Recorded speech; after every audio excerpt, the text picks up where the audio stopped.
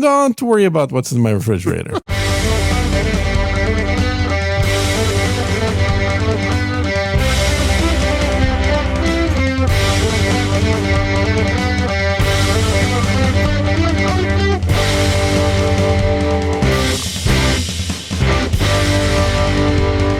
Hello and welcome to episode number 108 of Unrelenting, where we have not yet relented. I'm Darren. He is Gene. And I can't believe you can no longer access Pornhub in Texas. What is going on with freedom? I know, right? What's going on, man? Freedom. Texas, baby. What's this all about? How is this even possible? And don't they know that doesn't work? Geolocating doesn't work. I mean, it does if you have zero effort into it. Yeah, well, yeah, if you have people who have no idea what they're doing. Mm-hmm. It's like, oh no, Texas is the least free state in the union all of a sudden because they can't watch the Pornhubs for the children. It's all for the children because the children might access it. It's not that Texas banned it. It's just that they made it annoying. And I think it is annoying. And the annoyance isn't going to do jack shit. But the way this is going to get reported on is Texas bans porn.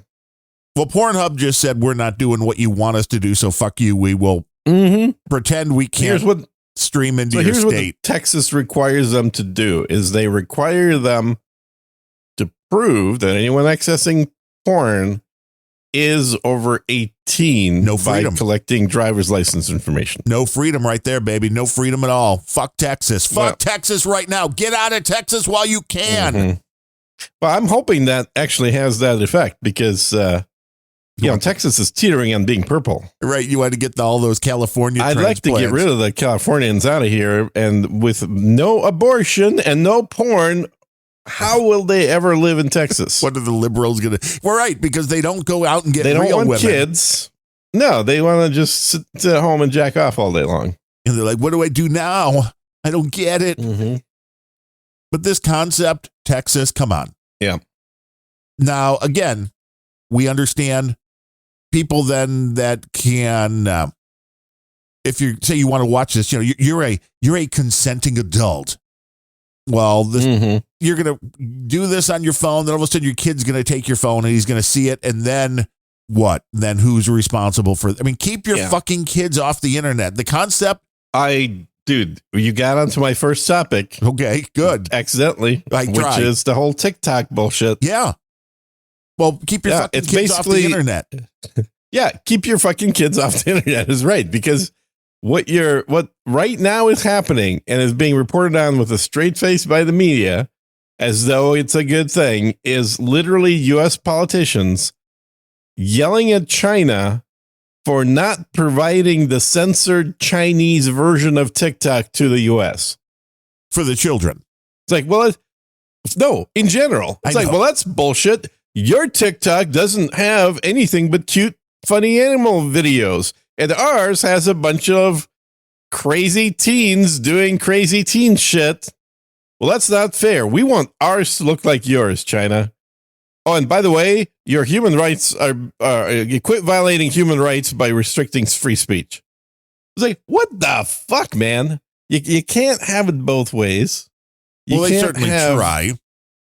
And let's remember, yes, the Democrats, when Donald Trump said, TikTok bad, should be banned. No, we can't ban TikTok. No. Now it's the Democrats saying ban TikTok, and Trump's like, not so fast. Insane. I'm almost completely bought into the narrative that I always thought was bullshit about the parties reversing. I'm like, well, could have happened because it sure as hell's happening today. All social media is bad. Your children should not be on it. There are horrible things that will happen to your kids, very likely, on the internet. Yeah. Now, we have plenty of places physically in the world where children are not allowed. Are they allowed in bars? No. Are they allowed on like China? Yeah. Well, you don't want to bring your kids to China either. Oh, but they're allowed in bars. Didn't you see that video of the quote unquote Karen yelling at the woman that brought her infant to the bar. No. Who is then crying nonstop like a fucking violin at the bar when people are at the bar to hang out with other adults and get inebriated and loosen things up to go try and not make kids. Right. But it like that, none of that happens when you have a kid that is yelling and screaming and a mother who's not willing to, pull her tits out and feed the damn thing. Right there in the bar. That's at least entertainment. Yeah. I mean, that's legal. So why isn't she doing that? But there are plenty of places. I mean, other countries, I'm sure things may vary, but in the United States, I think for the longest, you may be able to bring your kids now. In Vegas, I still think you can't have them on the floor where the gambling is. I think there are specific areas they can traverse, but they can't go into most bars. They're not allowed into. No, I think you're wrong about that. I think that is what it was when you were a kid. Yeah. They're not allowed into Plus, X-rated there was movies. More general decorum. Now kids they can be with an adult. Are not allowed to go into R-rated movies without an adult with them. So why isn't the internet the same fucking way? Because the content on the internet that is R-rated or above. But none of that is the case anymore. Kids can go into an adult. No, most of the internet stuff's X-rated now. Okay. So if you're making the argument that the internet is X-rated, I think it's a pretty good argument because it could be X-rated just as easily as one Google search. Yes. Because occasionally I will type in a search term. And usually I'm looking for movies or shit like, where does this lyric come from? 1, 2, 3, 1, 2, 3. Movies called Debbie Does Dallas Again. Yeah, exactly. Like, I know there's a movie and it was set in Dallas. I think the main character's name was Deborah or something. Is about, a football player. Very nice. And then, boom. Very giving. All of a sudden it's X-rated. Right. I've never seen that movie, so it's purely guessing at the location and the characters in that movie. But it's, it is not hard to get on the X-rated internet because it's much bigger than the rest of the internet. Well, and this is why targeting. I'll definitely say that. We got both the TikTok and the Texas thing going on, but targeting Pornhub and the other porn sites, hilarious to me because there's porn on TikTok, there's porn on Facebook, there's porn on Instagram, there's porn on X. There's porn everywhere. Yeah. I'm spreading it on X now. And it's like you can't, they allow it on X, except for during the live streams. I was reading because I got the premium account, like what can you do? What can you play? Are they like YouTube where you can play music now and maybe just, you'll be partially demonetized, but it's okay because the people that own the music will make the money. So I was looking at that and it's like, well, you could do any kind of crazy shit you want, but just you can't do it live. And you have to mark it with a content warning. So with that in mind, why would you going after the people that are being honest and like, hi, we are porn people? Why are you going after them when it's everywhere else undercover? That should be but if you're worried about something as a parent, wouldn't you be like, well, we have to get all of these social media companies to agree not to use porn. Otherwise we can't let anybody use it. Well, I think in this instance, the TikTok thing is just absurd. The Texas rule, I think, actually achieves its goal, which is it's saying if you're going to have porn, we're going to regulate it just like X-rated movies. As it probably should be. But the way to do that is by basically making the viewer show their driver's license when they enter the movie theater and say you're old enough to be in there.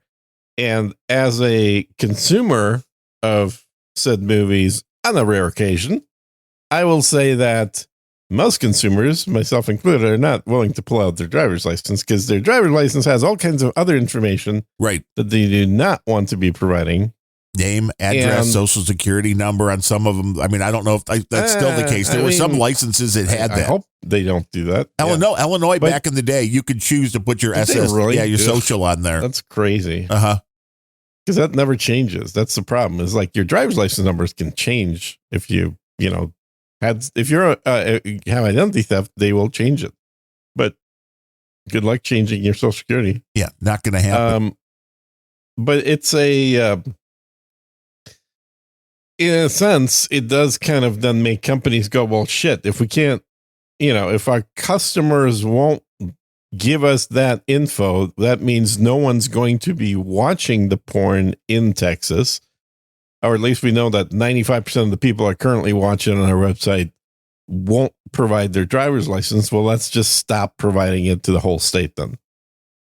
And while you say that doesn't work, and I agree there's plenty of ways around it, it's actually not that hard to do it on a per state level if you're doing it from a server farm. Like, you're just basically blocking all of the transports, all the routers, right, that are going to Texas. Now, can you get around that? Yes, of course. But by default, you're actually saving money because you're not now wasting traffic, and you're actually limiting the routing of your network. Now, here's what I'm guessing. I mean, man, I wish we had a VPN sponsor, because I bet you VPNs in Texas. I'll bet you could sign up and get one before the end of the show. Uh-huh. It's like, I'm telling you. They're dime a dozen. Uh-huh. Well, this is also it's an interesting thing to me, because most people are still going to go the least amount of money solution, which means you're going to be in a very bad place going with the free VPN, because they will screw you. Oh, yeah. Well, plus here's the irony, right? So to sign up for a VPN, you're going to need to provide your credit card. Or which crypto. Has all there the are same some info as your driver's license. Yeah. There are some VPN services that take crypto now. Sure.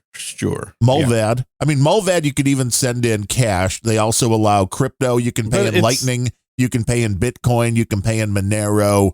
And where do you get all these things? The crypto? Uh-huh. People send them to me. Yeah, exactly. If that's your business model, is to get crypto sent to you for free and then pay for everything in life, you got to be a big ass influencer. And if you want to be a big influencer, you better be on TikTok. Hey, I got a big ass, but I'm not on TikTok.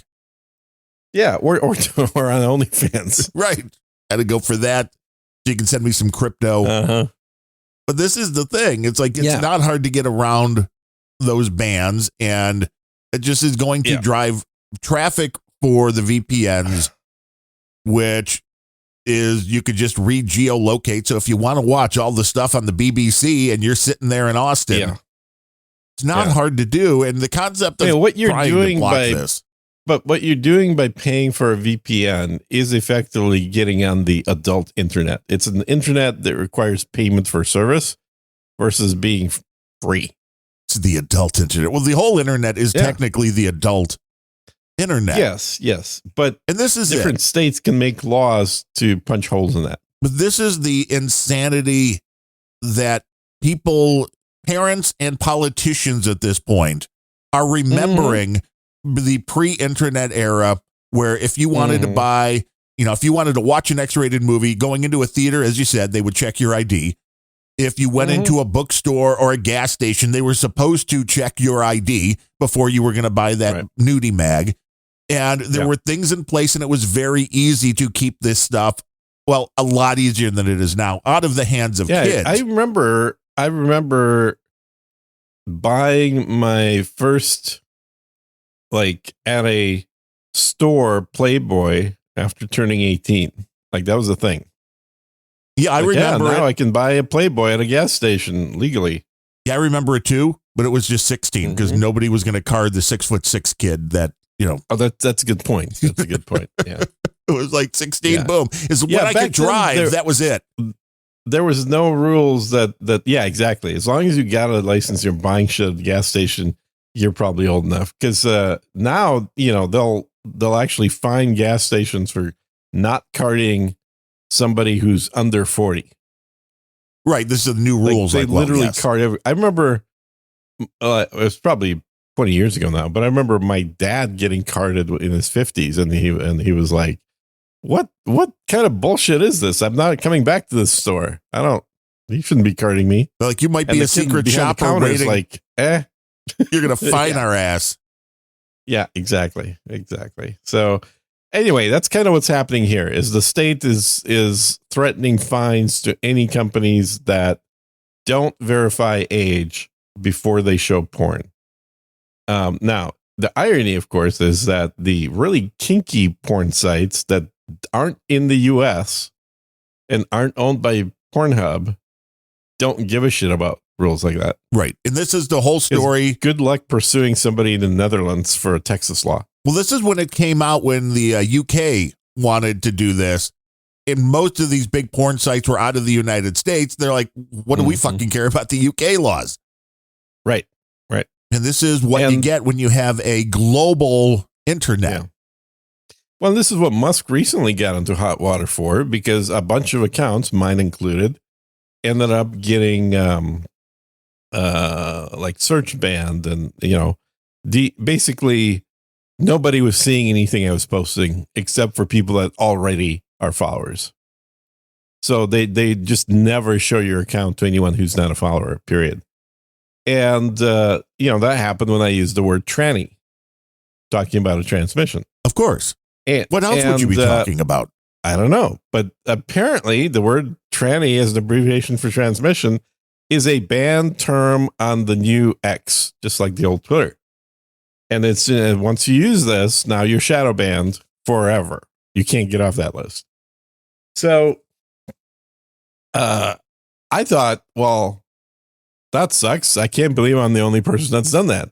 Turns out I wasn't the only person that's done it, and became a trending topic about a week ago, that a whole bunch of people, much bigger audiences than me, a lot of mechanics shadow banned from, a lot of car mechanics getting shadow banned. And the reason that Musk gave as an excuse for it is, well, Brazil has a new law that says that people aren't allowed to violate somebody's preferred, terms of sex or some bullshit. Yeah, what if our preferred terms are tranny boy? Exactly. Now what? Exactly. What if I want to call myself, a transmission and whatever. Transmission enthusiast. Yeah, there you go. I bet you there's a few of those. And and so, like, he had to respond to it, which then created a second wave of people saying, well, as an American with a constitution that protects free speech, what the fuck are you doing following the laws of a foreign country in regulating my Twitter, my X? What's easier? And, I mean, there's a good point in there, although First Amendment doesn't really apply to private companies, only applies to governments. So any private company can regulate your speech because you have a private relationship with them. That's the other thing the government needs to stay out of, is commerce and your relationships with companies. But neither here nor there. Everybody wants somebody else to do the hard work, like parents not having to parent, and making sure that no kids watch porn on the internet. Right. Because it's easier to make it somebody else's job. And in this case, Brazil made it the job of X. And X made it the responsibility of literally every person on X to be treated by Brazilian laws. So Musk says this is being looked into and should be fixed. Meanwhile, once you're on that shadow ban list, there's no way to get off it. So the only thing you can do is create a new account. And forget the kids watching porn. 50% of them are making porn. Oh, very true. And that's, supposed to be something parents prevent their kids from doing. But, right. Well, I mean, that the case of the girl who posted herself giving a blowjob in a classroom, and she was like 15 and was being charged with distributing child porn. It's like, well, you have to. I know. It's like, because it's funny, the laws were there to protect the children, but what if the children are the ones that are, because if you don't charge her, then some kid's going to run a child porn empire because they can make $1 billion And they'd be like, you can't do anything to me. I'm a child. Haha. Mm-hmm. But this concept that you can keep people from accessing the porn. I mean, I get what Texas is doing, but if you really want to do that, then you go after every social media site along with Pornhub and whatever. There's other porn sites. I'm assuming the Pornhub wasn't singled out. They were not. It's a law that just applies to access to pornography requiring proof of being over 18. That's all. Well, there's access to pornography on every social media site. So how are they keeping people from accessing it? Right. Why aren't we shutting? By the way, I sent you, I think I CC'd you, maybe I didn't on X. I randomly stumbled into this woman posting images that I couldn't quite figure out why she's posting pics of herself in the variety of very normal activities until I noticed something in common with all the images. And that is that she's not wearing a bra and it's cold outside. It's cold outside. And I was like, oh, okay, I get it now. That's the common thing that all these have in common. The soldiers are getting ready to fight. Yeah. Oh, yeah. And I'm like, she's kind of, she's not bad looking, but she's not supermodel looking by any means. Not a porn star looking chick. Just kind of what appears to be an average, 30-year-old kind of old woman.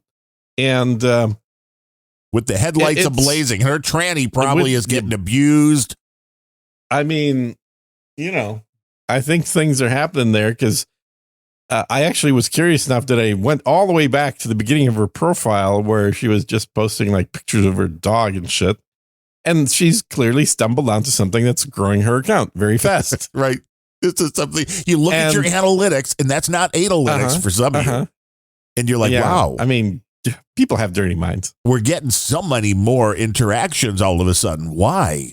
Mm-hmm. Yeah. Let's see. What did I do that was different? Let's try and recreate that over and over and over and over and over. Well, and this is one of the main reasons why TikTok is kind of dangerous when it comes to letting your children be on it, is that the minute overall daughter, I'm sure maybe some sons, but the first time your daughter realizes that the first time she dances around in her bra and panties, that the hit count goes up, up, up, up. Exactly. Well, dude, you can look on Twitter for that. What's the number one category on, it's not Twitter, sorry, on Twitch.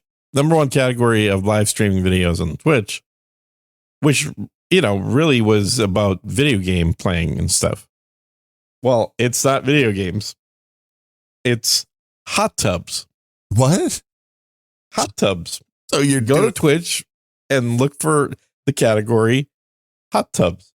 And all you have, and this is how ridiculous this is girls that are generally sitting in inflatable kiddie pools in front of their computer in their house in skimpy bikinis. Seems like a pretty simple concept.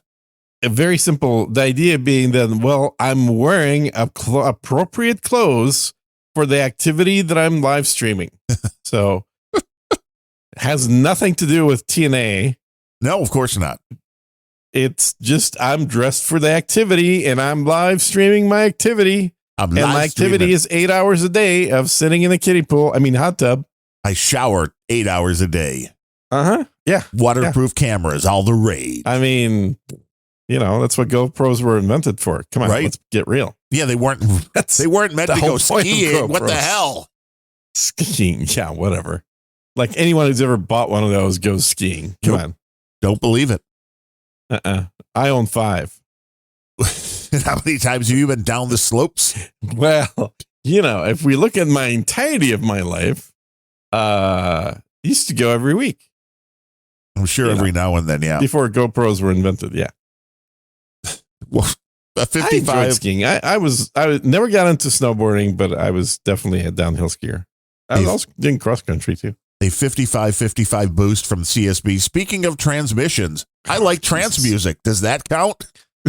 That's a good point, CSB. I dare you to put that question into X. Oh yeah, that could get you banned. Count. Yeah, it's Oh, it's not going to get you banned, but it'll get you shadow banned. Nobody will see your messages. If you just misspell trance music and call it trans music, that might. Which I'm sure in some languages is the way that it would be spelled. He also says this is one-off Bitcoin, Graham. Don't get used to it. Oh, we're definitely not used to getting money from you, CSB. Don't know what y'all are talking about. Or anybody. We'll just be here in our briar patch right here. And then he wants you to follow him on X, CSB, just 3 letters. Mm-hmm. Yeah. He will answer all questions there. Dude, I am going to come up with so many questions. Oh, God. Just, your friendly. I think you only get 1 question per follower, though. I think that he had that little asterisk. Oh, yeah, that should be. You don't want too many. And then he signs it off. I'm pretty sure it's in there. Yo, your friendly neighborhood Polak, CSB. Now, I don't know if X would allow you to say Polak either. Yeah, I don't know if that's a banned term, but you may want to check before you use it. Check with Elon. Yeah, although check may be a banned term too these days. Yeah, you never know. People are very sensitive, very sensitive. Oh, boy. Yeah. But this concept that you can block any adult material from anybody on the internet, it's ridiculous. It is absolutely ridiculous. Incidentally, there was a solution that allowed you to do this much faster and easier that nobody seemed to have wanted to take up. It was taken up by a few porn sites, but not many.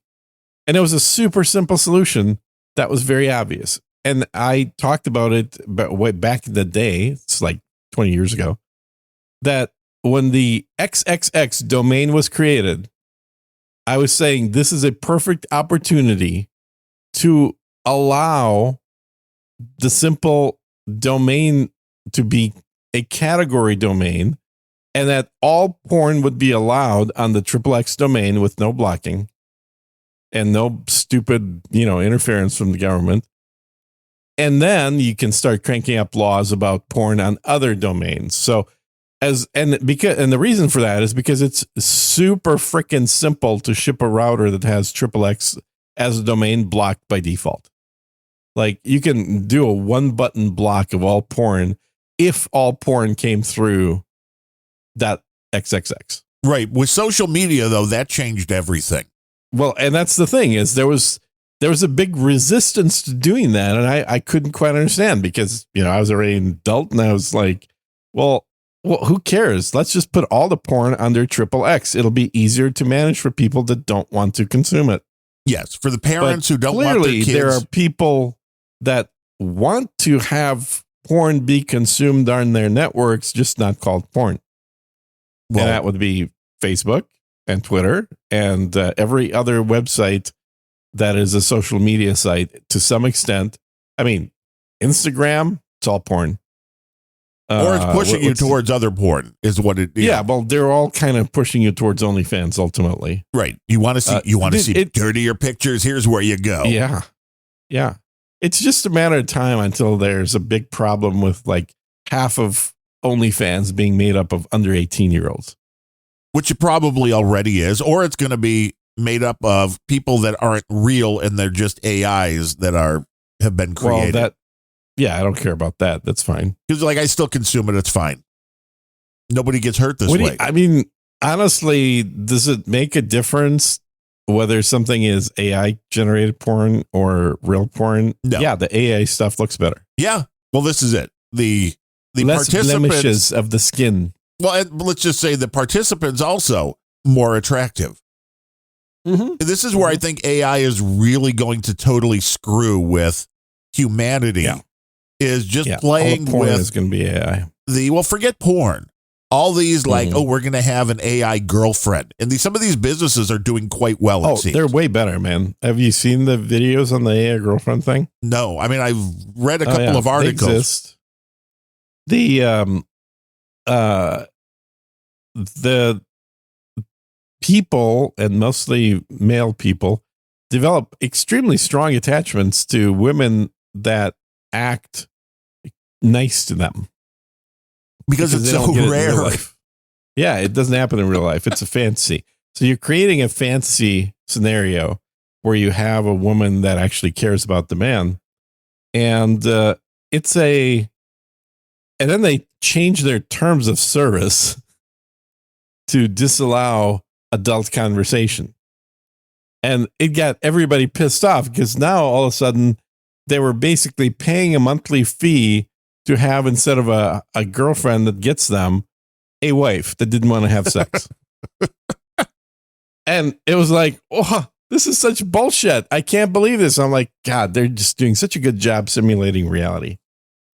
Although they were doing it for other reasons. And then they reintroduced adult relationship conversation with the AI, including pictures that were AI generated for a higher fee tier. I was like, my God, that is totally marriage. Yeah. They're really doing a good job of this, where you start off with somebody that is very likable and is perfectly happy and willing and interested in engaging in sex with you. And slowly over time, as the connection between the guy and this person or AI develops, they start clamping down on the free sex and introducing a pay-for-play model. Keeps on ratcheting it up. Yep. Ratchet. So, that's all coming. I think that AI, in a lot of ways, and let's wrap up this topic because we've been talking for a while about porn. But I think have in a lot hours of ways, to fill, Gene. We have hours to fill. I thought your wife's going to be there soon because, you've got somebody that is ratcheting you up. Somebody else comes in and then the wife comes in. So, I mean, that is why we're in a very big time crunch. Exactly. So, consequently, I think AI will be sold as but it hurts nobody way to sell sex ultimately. It's like it ensures 100% no child trafficking, whereas real porn can't say that because there's plenty of 17 and a half year olds in porn that are children that are part of the industry. Well, that's fine because the left says sex work is work and they should be allowed to decide when they're 12 years old, if they want to cut their dicks off or bind their breasts because they're trans. Yeah. So how do you say you can't allow them to do what they want? Well, the best way is to just avoid the whole thing by having AI do all the work. Well, of course. But the interesting thing with AI, if you ever play with those image generators, it's almost hard to make an unattractive female. Yeah. And who wants that? I know, but it's interesting because... But you know why? It's not like it's programmed. It's because women don't ever post images of themselves not looking nice. Right. Like they all have to have the makeup on. They will take down anything that doesn't look hot of themselves. So if that's what you train the AI on, which is the internet. Yes, and where are there way more photos of attractive people than none? So there you go. Because that's what's used in all of advertising. It's what's used in all of the... Well, everything. Now, you want to train an AI by using images from a Ring doorbell camera, you're going to have a very different result. Yes. It's scary, isn't it? Very scary. All the resting bitch face people, men and women, are going to be prevalent. Everybody will look like your Amazon delivery drivers. Pretty much. Yeah, that's true. Good point. Okay, so I got another topic here. Unless you want to jump into something. No, I was just I'm fine jumping out of the porn. You're good. Yeah, walking away from the porn because it's all a fucking farce anyway. You're not keeping anybody from watching porn in Texas. This whole concept that it's for the children is bullshit because you know how you protect the children? Grow some fucking balls and make a law that says nobody under the age of 18 is allowed on the internet. Yeah. So I mean, you could do that. Just create a separate internet for kids, I guess. But so somewhat tangential to this, but not directly related, we have the sentencing of the parents of the shooter, both the father and the mother now. Right. For what was the ultimate verdict? It was negligent homicide or something like that. Well, it was because they provided the boy who was he 15, I think, or 16? Yeah, 15. 15 years old, went and shot up some people at school with the handgun. And the case here would have been completely different if this was mommy or daddy's handgun that he somehow got his hands on, as opposed to it seems that the story, and they probably admitted to it, was, well, no, we gave him this, but he was responsible. So, but you gave a 15-year-old a handgun and you didn't keep it locked up and you didn't have control of it when you weren't at the range. Well, then you are negligent.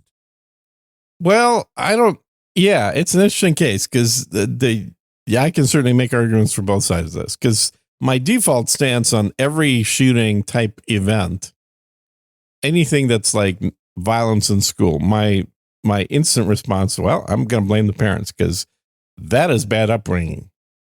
Because no kid that was brought up well is ever going to be a psychopath like that. I don't know if that's going to be true. A psychopath that is much better at not being caught. Right. So consequently, so this is bad parenting. This is parenting that didn't teach you how to not get caught.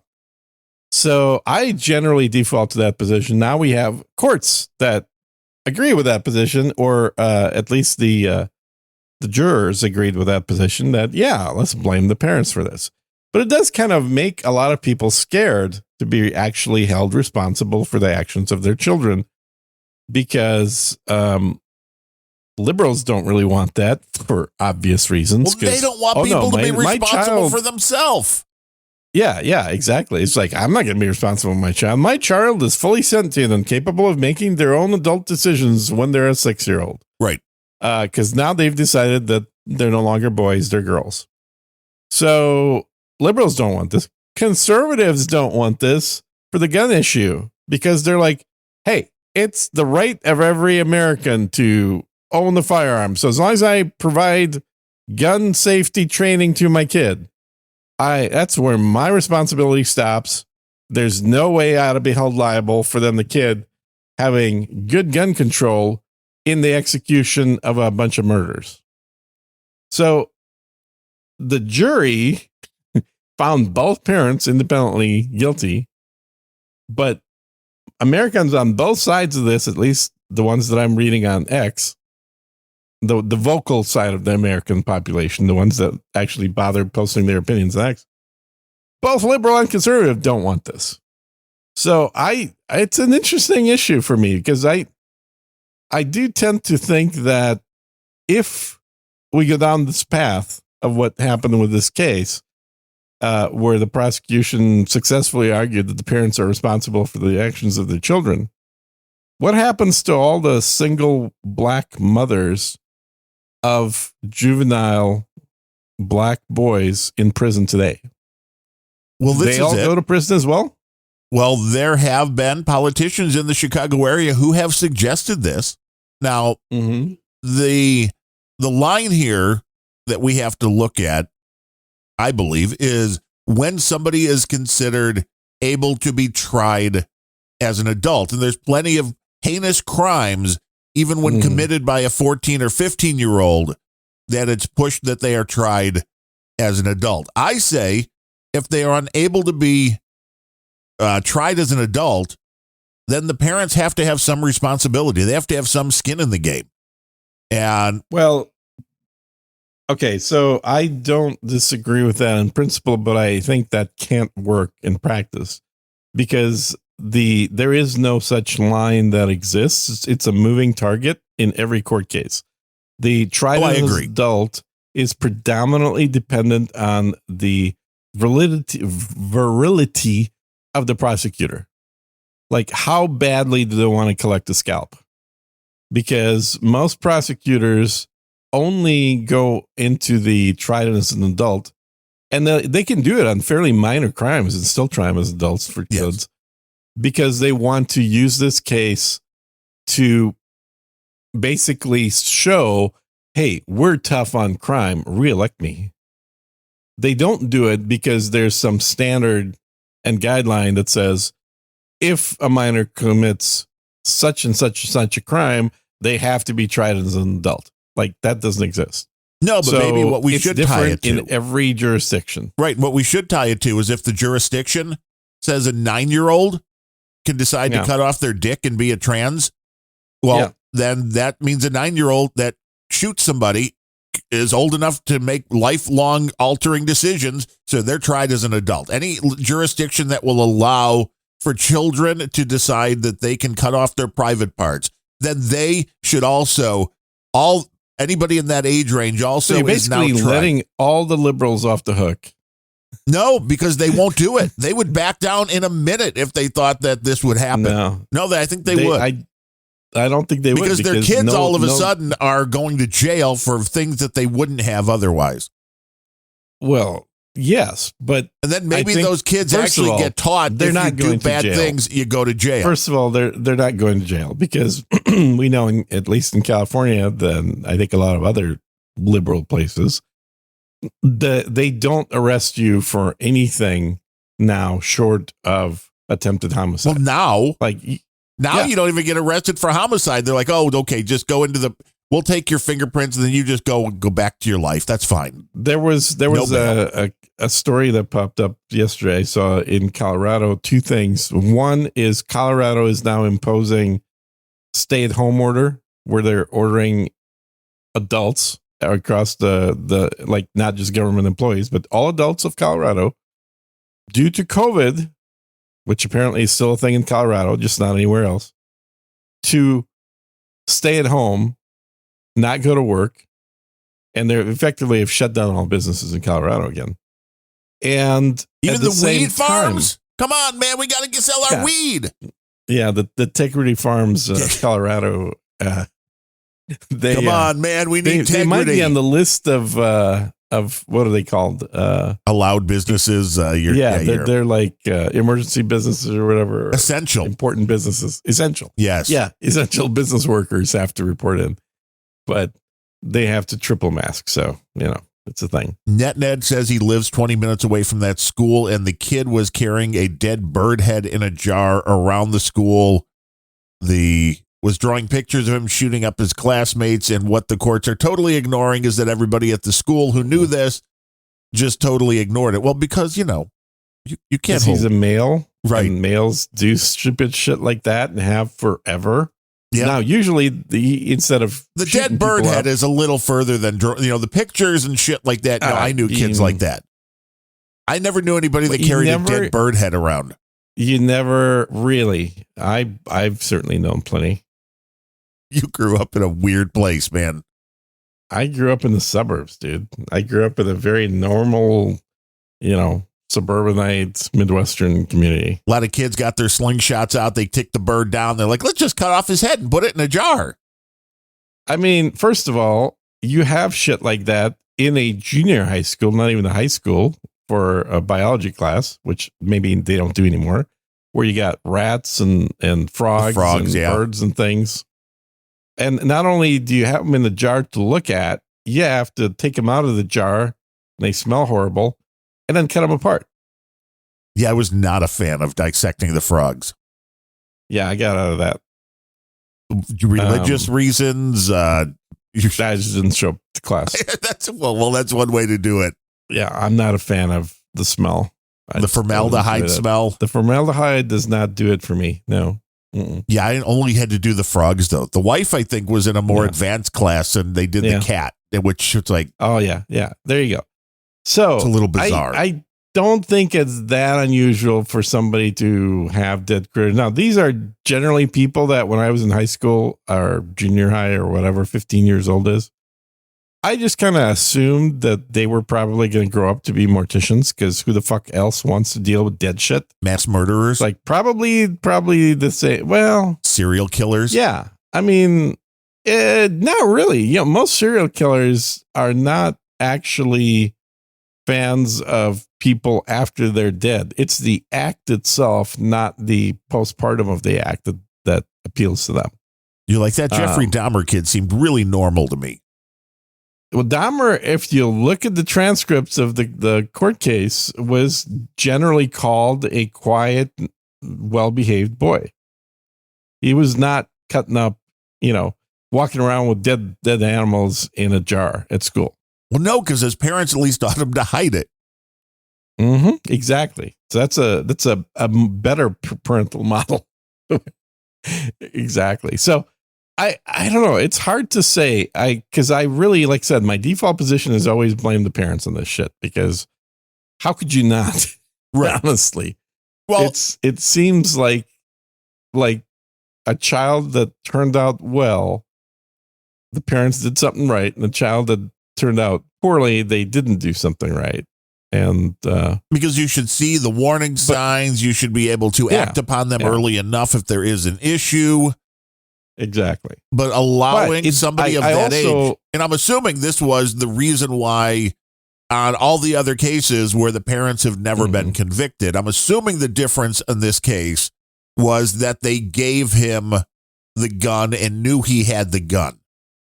Yeah, but he wasn't diagnosed as somebody who shouldn't have the gun. And that's the thing is, if you watch a lot of... well, but it's 21 to own a pistol in the United States, I believe, right? It's 21 to buy a pistol. You're perfectly allowed to get a gun for your children. Like an adult can buy guns for their kids. The kid can't buy a gun. It doesn't mean a kid can't touch a gun or shoot a gun or have a gun. Those laws are different by states. Right. I'm sure in New York State where the adults can't have the guns, the kids can't either. Well, no, see, that's New York's like, if you're over 30, no guns. But if you're 8 to 12, we recommend you have guns are okay. We recommend you have a gun, and we'll provide them for you. Mm-hmm. Just come on down. We'll have them for you at City Hall. We'll give you the guns that we've taken away from the other people that we've refused to arrest. So it's a slippery slope, though, because I totally understand the conservative argument or the pro-gun argument here saying if you actually allow people to be sentenced for someone else using a gun improperly, you're literally one step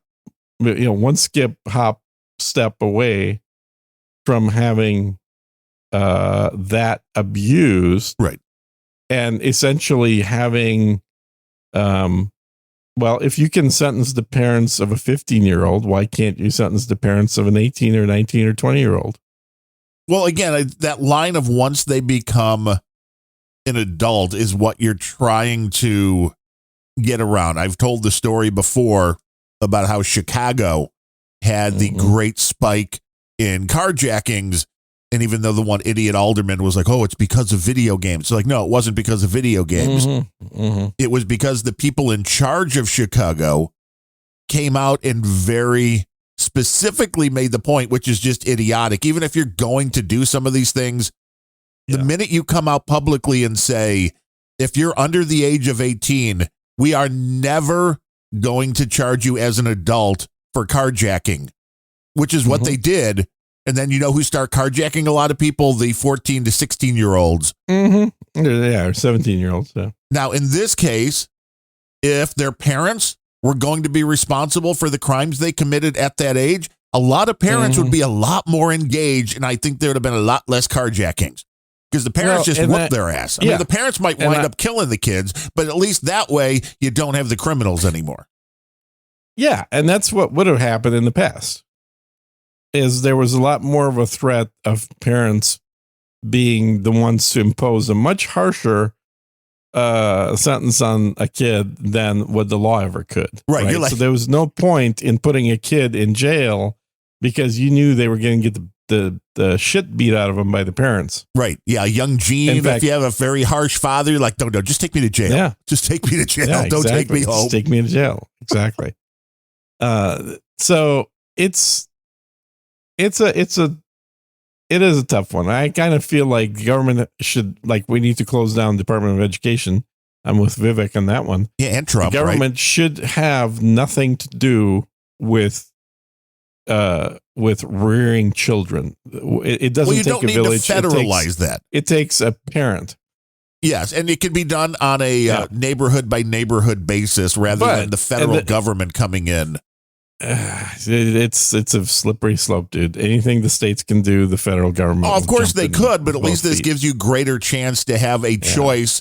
And if somebody fucks it up, like New York, this is how the great exodus out of California and New York and Illinois at this point are, because people are like, nope, you're fucking it up too much. There are states that are doing it better.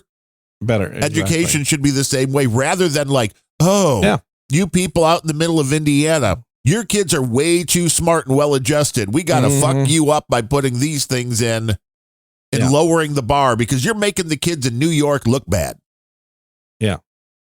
But I'm with you. I mean, but the concept is that I think for especially the heinous crimes where somebody gets hurt or killed, somebody needs to be held responsible. And if you're going to say that the person doing it is too young, then somebody else, there has to be other skin in the game.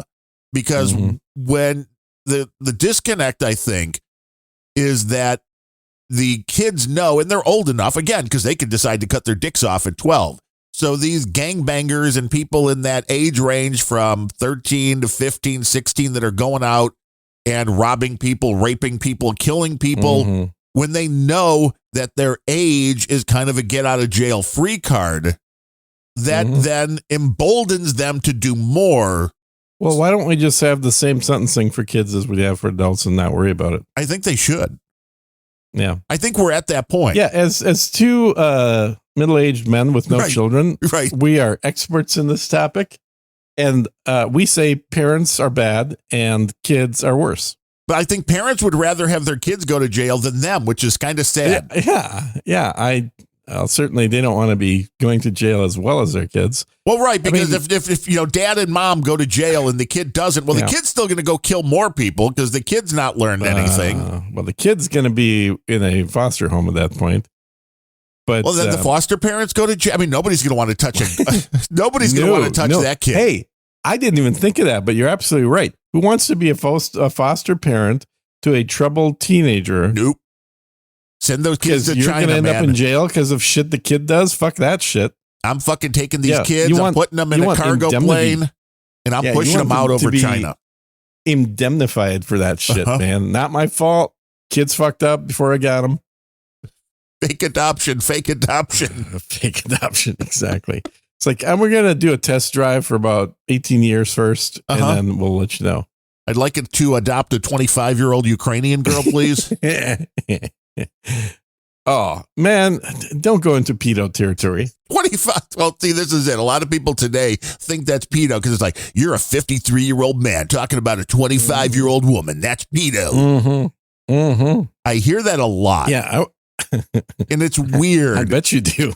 Well, not personally about me because I'm boring. Oh, okay. But it's just a very weird. It's like people have no concept of reality anymore. No, I agree. When you have these crimes, somebody needs to be held responsible because otherwise you have chaos. Because once you make it clear, like, well, he's only 13. Got to my third point. Right. Thank you. Great. This is perfect. You and I are so on the same page.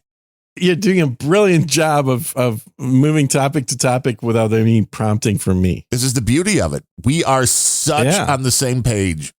That's what makes Unrelenting the best podcast around. Between two bodies right now. Well, yeah. Exactly.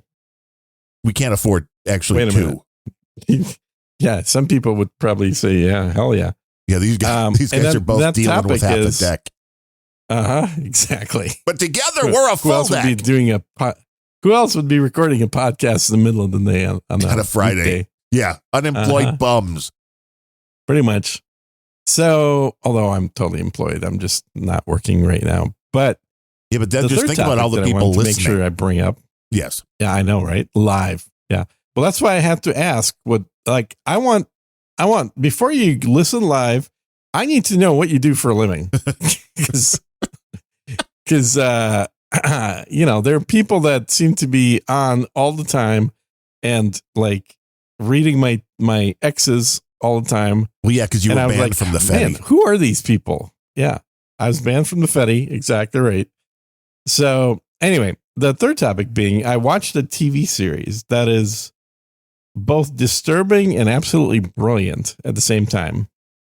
And I am curious if anyone else has been watching it. I know that Ben has been watching it, my other co-host on Just a Good Old Boys. The Whisperer. And I know this not because we talked about it, but because he texted me an opinion of one of the people in the show when I hadn't mentioned the show. So clearly he's watching the same shit that I am. And the show is called The Curse. I am not familiar. It's on Showtime. Oh. You should watch. It's on Showtime. It's an original Showtime thing. 10 episodes. That seems to be what the new seasons are these days. I know. Are they hour episodes or half? Yeah, they are an hour long. So at least you get 10 hours worth of show. And Emma Stone is the main female character in it. And you see more of Emma Stone in this show than you've ever seen in anything she's done in the past. I'll tell you that much. She is an odd but not horrible looking woman. I think that she is she is quirky, cute, with a decent body. She's never been like drop dead gorgeous. She's never been, the hottest chick. But for the things she's done, she's always been cast in that role of the quirky girl that looks hot enough, like there are other women that are cast in that role that don't look as hot as her. But I've been watching movies she's been in since she was a teenager, and she's like 33 now or something. Oh, well, almost at the top of your level. She's like middle-aged, literally. It's TVMA. That means they do get a little bit. Yeah. No, there is nudity and masturbation and all kinds of things in this show. So I don't want to oversell it because it's not like the whole show, but they definitely. That's OnlyFans. Nudity and masturbation. If you want that all the time, you go to OnlyFans. Yeah, you got to go to her OnlyFans page if you want that. And by the way, it's just a matter of time until all the Hollywood celebs have their OnlyFans pages because it's such a stream of revenue that you pass up if you don't have one. Well, I just want to know what they do when all of the AI versions of themselves that are just slightly different are making all the money. Yeah. I know, right? Well, what's his face? I think did it right. Who's the guy in Castaway? Tom Hanks. Tom Hanks just sold his digital rights, and he actually got paid for his digital rights, where most people are going to have it stolen. So what you're saying is Tom Hanks is going to be in a lot of dirty porn movies soon. I think he already is. Yeah, it's like gay porn mostly. Well, I mean that's where he would belong. I mean that would kind of sell. I mean, if we go back to his first acting role that he really got famous for, he was playing a gay dude in a college dorm. Yeah, bosom buddies. Mm-hmm. Yeah. Most people aren't old enough to know that, but yeah, I know. That was the premise of the show.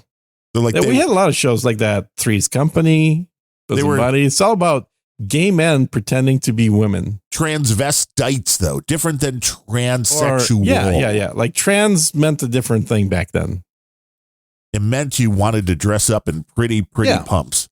If you wanted to screw men, you were probably gay, and if you wanted to wear women's clothing, you were probably a transvestite. The Curse gets a 7.2 out of 10 over on IMDb. Yeah, and they got it's very mixed. I think a lot of people don't like the weird sort of stuff in there. So let me give you my kind of take on it, because I've now watched all 10 episodes. The acting, especially by Emma Stone, is absolutely first rate. It is top notch. It is portraying a rich white woman, kind of the stereotypical Californians that I actually know. Like the wives of my Californian friends who are all millionaires, they all act just like Emma Stone in this movie. It is just amazing. It is she really captured. Now, it shouldn't be a surprise because she lives in California. Right, she's a rich white woman from right. She's LA. a rich white woman in California, so it shouldn't be that hard to portray that character. But she's doing a great job of portraying that character and all the flaws involved. Like she is super environmentalist. It's all about saving the planet. And everything else is kind of secondary.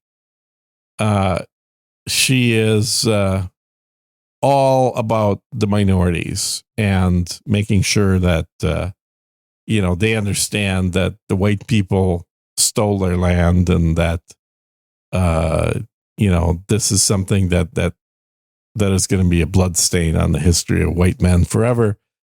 She's like that person, but not in a over the top, ridiculous comedic sense, but like she's playing that character as in a dramatic fashion. She's just doing a great job portraying that typical Californian rich woman. And including, by the way, the idea that really she married down, like her husband isn't at her level. All these women think that, every single one of them. They all think that, they have the inflated ego, is what you're saying. Yeah, super inflated ego. The type of woman that does Pilates, gets massages, all that kind of stuff. Well, you do Pilates and get massages, don't you? God, no, neither one. I don't do. I've never done Pilates, and although I do know what it is, I used to pay for my wife getting those. But and I'm never liked massage. I've never been a fan of massage. So no, not true. You don't like other people out there be like, "Hey, disrobe for me. Let me get the oils warmed up." Yeah, if somebody using oils, it's going to be me on them, not the other way around. I see, you're a giver, not a taker. I get it. Yeah. Plus, it's hard to get a massage when, you've got two guns strapped to your body. Oh, I guess. Yeah. Yeah. And those don't ever get put on a table. So anyway, so great job by her. The other guy who's in it is the, God, what is his name? He's kind of a comedic actor, but he is, in fact, he's one of the creators of the show. Feldman. Goddamn, I'm forgetting his name now. He is a Canadian. He's a Canadian. Yeah, that guy. Yeah, he's the lead. Nathan Fielder. Nathan Fielder, same guy. Yeah, that's what I was thinking. So Nathan Fielder, Feldman Fielder, they're all the same. I just have to update my post because I put unrelenting.com and people are like, "That's not you." Like, that's true. That's a good point. You're right. I cut and pasted it from last week and nobody noticed. So I guess. Whoops. Yeah. I can change it. Anyway. The Fetty will let me do that. It's beautiful. It's like it never happened. Oh, well, you get, as a paid member on X, you can also do that. I love it, man. I just have to figure out how to stream stuff so we can go live. Yeah, it's pretty easy. Anyway, so you have this. That's the premise for the show. Is you're following a couple that are basically home builders. They're building these super cool. Well, depending on what your sense of cool is, right? It says eco. Think they're horrible. Going eco. They're building super eco houses. I literally want a house that is one of their houses in the movie now. I'm sure most people looking at it go, "Oh my God, you're crazy."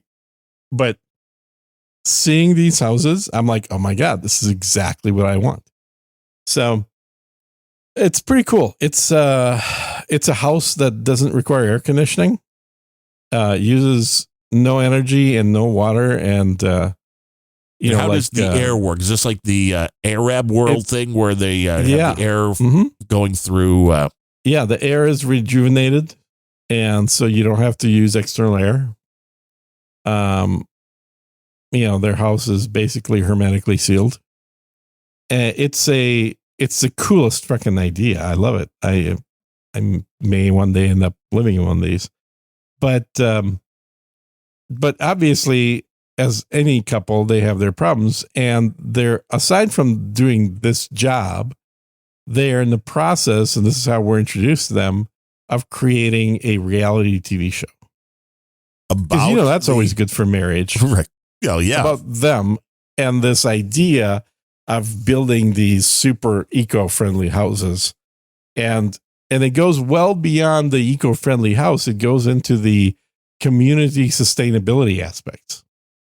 Like working to make sure that you're not gentrifying the community too much, because obviously the houses around you are like $200,000 and the house you're building is $1 million. And it's super realistic. Like both in California, where I used to work, and in Austin, where I live now, this show would not be considered a comedy or a dark comedy or anything other than just drama. I think in most listeners of the podcast, they would think this is like some of the darkest shit out there as far as comedic stuff, because it's all played very deadpan. Well, that's hard to do. I love a good dark comedy. It's it is some of the darkest shit out there, because the characters are oblivious to the way that they're perceived. You know, like when you're being made fun of and then you think you're actually friends with the person that's making fun of you. It's that kind of stuff. And you find it to be funny and one of the best shows you've seen in a while. Yeah, I mean, it is definitely dark. So dark over comedy, but it is. I mean, they're both comedic actors. I don't think they would have gotten into doing this project without some elements of funny being to them. But the funny is really more of the, oh my God, this is awful, kind of like Idiocracy, but it's really not so much like slapstick. Like there is no slapstick. It's just, it's kind of like, what's his name? JP, the redhead dude on YouTube that's been doing videos forever about making fun of liberals. No, I don't know. I don't really watch. Oh, you've seen his stuff. I've posted it on, back when I was on Fetty, I was posting it on a regular basis. JP Sears. So he was a guy that always kind of had a deadpan type of video, and he'd make fun of people that do yoga. He'd make fun of people that had Teslas because they're buying them for the environment. Where obviously Teslas are worse for the environment than non-Teslas. And then once he moved to Austin and once he had a kid, like he went full bore, full on conservative, because prior to that, when he used to live in California, he was a lot more sort of, I'm in this club, but I'm also making fun of my own people. Haha. So I'm surprised if you haven't genuinely seen him, because he's been around forever. No, I don't really like those kind of video. I mean, that's really not my thing. No. I'm too busy talking to watch videos. I guess you have a show on at that point in the day. 24 hours a day, 7 days a week. Yeah, it never ends. Mm-hmm. That's how it is. You're producing, you're writing, you're doing multiple takes. I get it. It's hard work. You got to have everything exactly perfect. That's what the AI is going to get us all, where you don't even have to worry. Yeah. I just want to be able to turn on the microphone or turn on a video camera, talk for like 45 minutes, and then just have a professional finished product, all edited and everything come out. And you could totally do that right now by using a Filipino-based editor. I mean, just somebody that you're paying in the Philippines. That's what somebody that you're paying, but not like not $60 an hour, which is what you'd be paying for in the US. You're paying like $3 a day. Well, I think they're about $10 an hour right now in the Philippines. They're like, thank you, sir. Thank you for the business. Mm-hmm. But most YouTubers that have over 1,000 people pay somebody else to do the video editing. For good reason. It's a lot of work. It's a real profession, and it's a part of the job that most people hate. When I used to do my video gaming channel, that part of it took the longest. It wasn't like the playing the game was minor compared to the editing of the video, because you got to find the right music for all the background events. You got to match the music to the action happening in the game. You got to chop out all the bits that aren't interesting. There's just a lot to be done with editing, and that's true not even just for video game shit, but for anything. Like, people take for granted how much of the quality of the finished product, like a movie or a TV show, is the result of the cutting room. Oh, yeah. The editor versus what was actually shot. Because what they shoot is raw material that can then be assembled into a story. Right. That makes sense. Oh, yeah. And it's that process in the editing booth that makes the movie, not the process where the actors are actually getting paid to be there. I mean, one of the most fun things is when you can see something in a movie that just didn't make sense, or that they cut something else out. Mm-hmm. Because that's the hard thing about being the editor then is it's the same thing if you're writing a longer form story. It's like when you start cutting and pasting too many scenes in, you can't go, well, I'm going to cut this scene here and then have a reference back to that scene. Yeah. It's one of those things. But how do you know what kind of money any YouTuber is making at any given point? Like, what are the levels of what is being go made to Social now? Blade and find out what it is. You just type in the URL or the person doing it. It's not going to be exact, but it's going to be a very accurate range. I've checked this with a number of people that have millions of followers. I said, what do you think of Social Blade? Do you think that their estimates are correct? Because they're just using the same formulas that YouTube is. So they can tell you roughly based on how many, the topic that you have and the number of total viewers that you have, they'll be able to estimate fairly accurately what the predicted revenue is from that. And by the way, you can have as few as 100,000 subscribers and make more money than somebody that has 5 million subscribers if you're cranking out videos every single day or multiple times a day, like some people do. And because they record one video and then chop it up into 4 or 5 different videos to be released throughout the day. Right. Because each video you will potentially get up to 3 ads in. So if you make a 22-minute video, you'll have a starting ad, a mid-roll ad, and a conclusion ad. And that's where the revenue is coming from. So people that understand and are doing this purely for the money, that's exactly what they're going to do, is they're going to do the least amount of work possible to ensure that there are 9 ads run every single day. It's interesting because I'm looking at the one dude that does the Lego channel. Now, they say his estimated yearly earnings are anywhere between 7,000 and 113,000. So where does that really? Yeah, that's because of the category. It's a very broad category, and there are people that have his level of interaction and viewership that make both of those extremes. So it's going to be dependent on, on how sticky his videos are. They can actually pull that data out. But ultimately, it's about selling ads, right? So if YouTube is selling ads to brand name companies like Pepsi and, whatever, and Lego, I don't know if Lego advertises on this channel, they may not need to. But if they're selling major corporate ads, he's going to make a lot more than if they're selling VPN products. That's towards the higher end then of that range. Like one of the highest grossing videos back about 3-4 years ago, not videos, people on the YouTube, was the kid that opens up a new present every day. Wait, why can't that be me? Like it was like a 6 or 7 year old. I could do that. So the whole channel was just his dad filming him of opening shipments of new free stuff. Oh boy, and Daddy, what's they were in the making, box? I think they made $150 million in that Whoa. year. Yeah. Holy cow. Of shit that was the kid was, because everybody wants to see that joy in the kid's face when they first open up a new toy.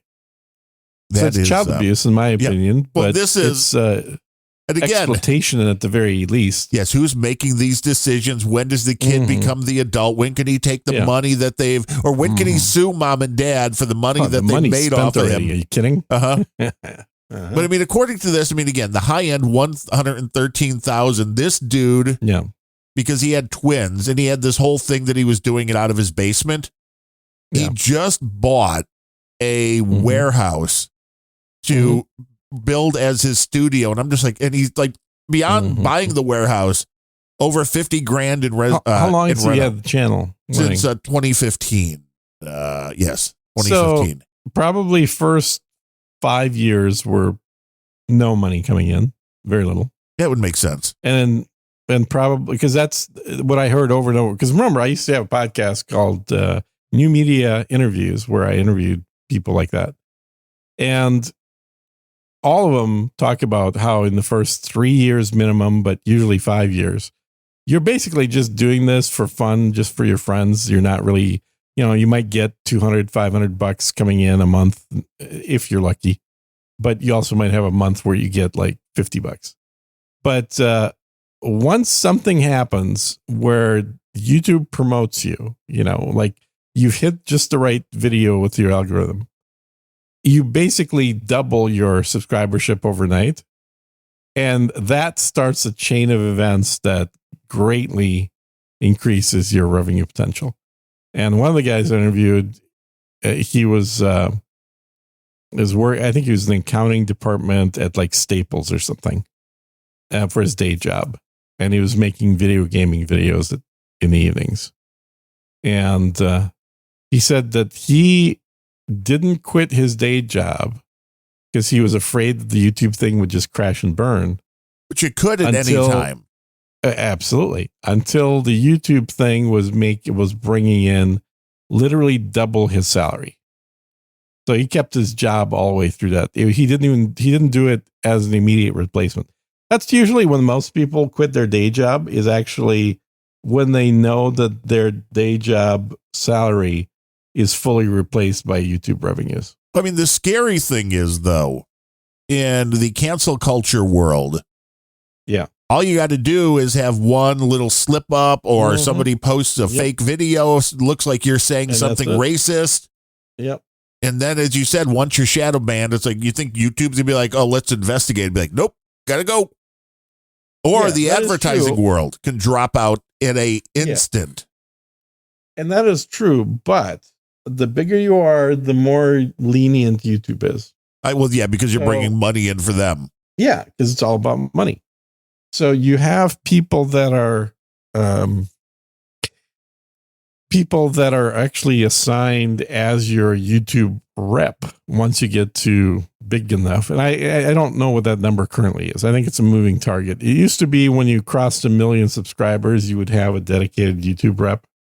And then any kind of issues or anything you want to bring up to them or ask them, like bounce things off, like, can I do this and not get in trouble? They will work with you to ensure that you get. The guys that are top of the end, like Tim Pool, he doesn't have a huge number of subscribers. I think he's only got 5 million subscribers or something like that. But Tim Pool routinely has the largest live viewing audience on YouTube of all of YouTube. Like, more people watch Tim Pool live than any other YouTube show for most of his shows. Not all his shows. Occasionally, somebody, like, there's a launch of a SpaceX ship or something, which we can talk about next, but that'll get more live viewers. But generally, Tim Pool is the most consistent large watching. I think Tim Pool has more daily viewers, live viewers, than all three of the old network combined. I just want to know if you can change your YouTube name. Yeah, you can change it. Because I need to do that. My current account, just Darren, reach out to your rep. Reach out to your rep. They'll take care of that for you. Darren O'Neill Reviews. They estimate my yearly earnings between $1 and $21. That's pretty good. I'm rich. Yeah. You are rich. Created that account October 5th, 2011. 572 subscribers, 243,000 views. Yeah, there you go. I've dipped under 1,000 subscribers on my YouTube channel now. Oh man. So I no longer have the whole become a partner thing popping up. You don't have the juice. I used to be a partner, but then I stopped making videos and that kind of went away. You don't have the juice. So anyway, I would recommend people watch this TV show, keeping in mind that it is a little quirky, a little bit disturbing. Define disturbing, just because they are. It'll make your teeth grit a little bit as you watch it sometimes, because the things that people are saying or doing is just like, oh, I can't believe she just did that, or oh, I can't believe he just did that. It's definitely adult. It's got adult topics.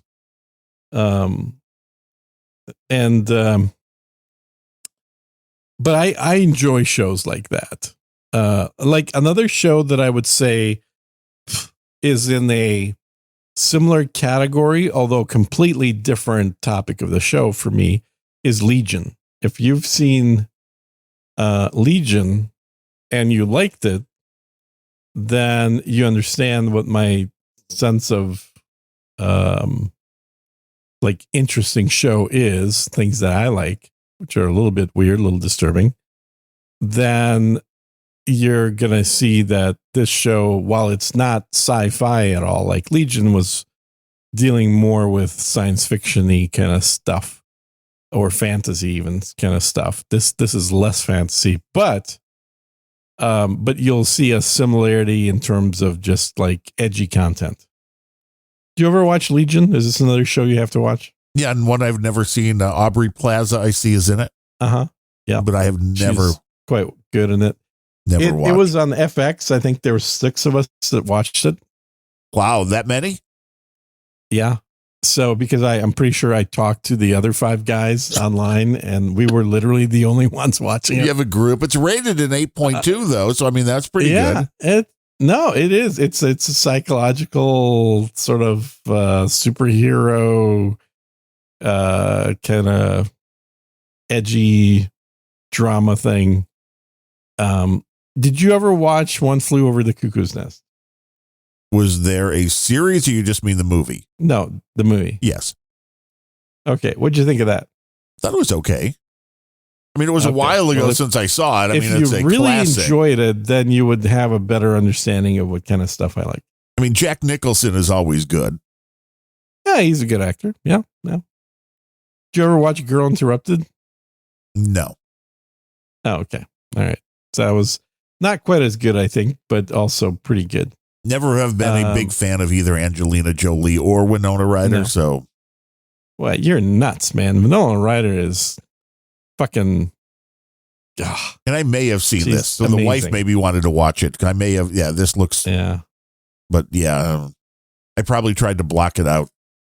I've been a big fan of Winona Ryder ever since Heathers. Well, Heathers was a classic movie. Yeah. Let's kill everybody. Yes. Yeah. I know that's exactly what you're trying to. And boy, what would their parents have been doing at that time? Probably going to prison. Nope. Not back then. No, not today. It's different. Mm-hmm. Yeah. Today it is completely different. Mm-hmm. Which is why, again, I say make the parents responsible or treat the kids as adults. One of those has to be done. Mm-hmm. Because really, what are your other choices at that point?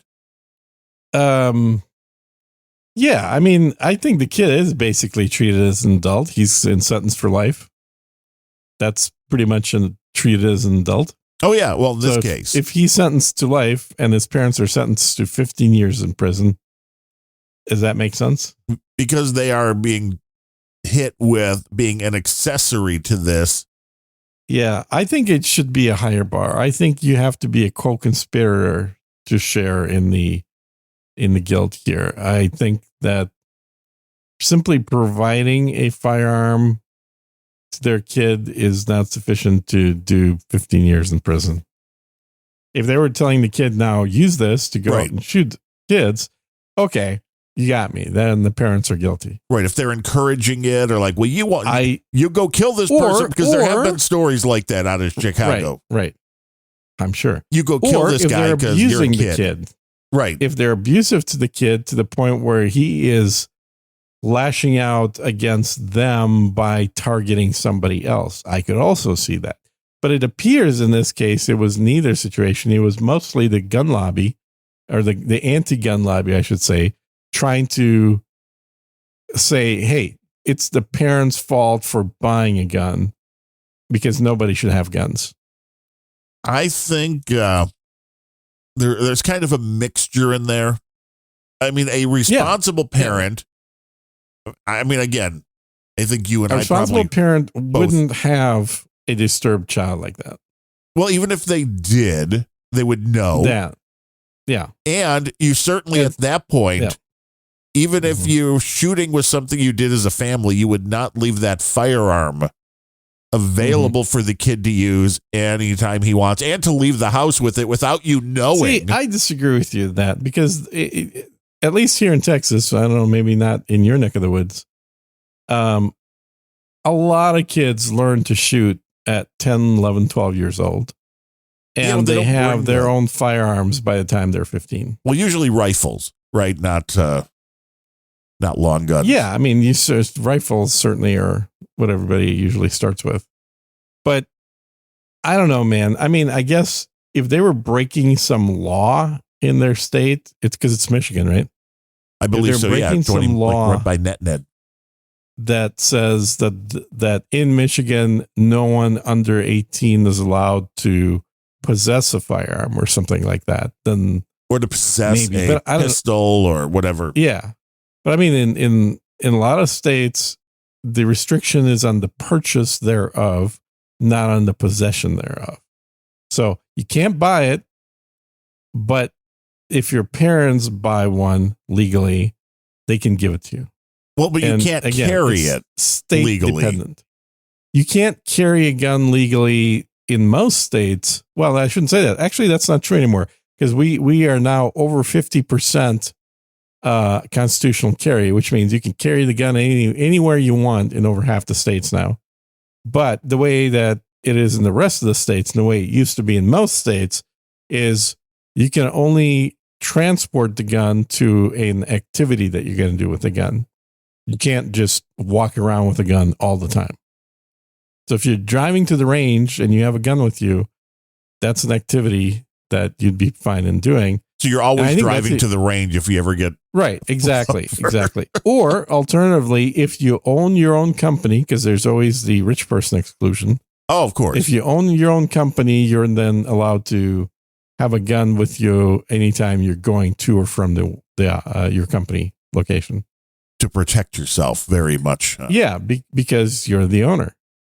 And now with constitutional carry, that's basically saying that's not anybody's business why you have a gun. You're just allowed to have a gun on you at all times, period. Which is, I think, a better standard. Because honestly, in all these situations where there was a shooter event, the only thing that stops an active shooter is a civilian with a gun. Oh, yeah, most of the time, because it's going to be way too long for the police to arrive. The cops will show up like 20 minutes later, and if they're cops like the Uvalde cops, oh, yeah, they'll just stand around outside waiting for the assailant to run out of bullets. Well, that's the safe way. For them. Hell yeah. You just wait for them to run out. You're and then just lobby to ban guns altogether. Yeah. Are you out of bullets, eh? Yeah. Yeah. It's nuts. Yeah. I've been a big proponent of just saying, I think we shouldn't just arm all the teachers. We should arm all the kids at all times. It makes everybody accountable. Good luck trying to get away with a mass shooting when everyone else has a gun. Ain't going to happen. No, that would make sense. Mm-mm. Teachers should be armed if they want to be. I wouldn't force them to be in order to be a teacher. I wouldn't hire a teacher that doesn't want to be armed. Well, there's something to be said for that. That makes for better teacher hires right there. Are you willing to be armed as part of your job responsibilities? No? Okay, well, you don't get to be a teacher now. Go home and move back to California. No Beret sent in $5 the old-fashioned way. Oh, wow. He says, Unrelenting. Hi, everybody. Say hello to my favorite Eastern Euro comic strip blogger. So what, did he get call-outs now in the... Oh, boy. Here we go. Yeah, everybody's promoting somebody else. This is great. No Beret says that CSB is the funniest poll since Ted Knight. Huh. I don't know. I guess Ted Knight was Polish? I guess. I didn't know that. Famous television actor, Mary Tyler Moore Show and others. Mm-hmm. Follow him for the finest in art at CSB on the X, and follow me there too at @no_beret, x.com. Yours truly, the original oligarch #1, Gene. I'm liking the promotion of the X there as well. A lot of people on the X. He says, Gene, that means I donated before to real rubles. Yes. No Beret is the only person that's ever donated to the show in actual Soviet currency. Awesome. We appreciate that. Yeah. And now that I've got money in X, man, I'm going to be on X a lot more. I can tell you that. Yeah, I would hope so, because, the Fed is dead. At least that's what I've heard. We got clipped on a video that went around the Fedi by the guy that runs the other instance now for me saying that. And it's like, it wasn't meant to be personal. I just looked at the numbers, man. You were kind of a dick. I know I am a dick, but I was just looking at the numbers, and you agreed. So I mean, that was part of the audio too. That was part of it because I'm like, sinking like a stone, and you're like, yes, sir. You preach on, brother. And and again, I don't know that it's any shock to anybody about my take on Fetty, given that I didn't move. I just left. Yeah, just disappeared. I mean, I hope more people go over. I mean, this is maybe, I got a message from my Canadian buddy, the Quebecer, the Mathieu the Mapper, Sir Mathieu. And he was like, No Agenda Social's been down for a while. Did something happen? Mm-hmm. So there's still a lot of people who had no idea. So if you still don't know, it's gone. You can go to noauthorities.social now, noauthority.social.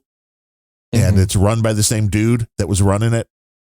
And you can sign up there and have all your fun. I think you're mispronouncing that. It's no authority. No authority. Yeah, no authority. There you go. Now you're saying it correctly. Yeah, no authority. You will respect my no authority. Social. That's right.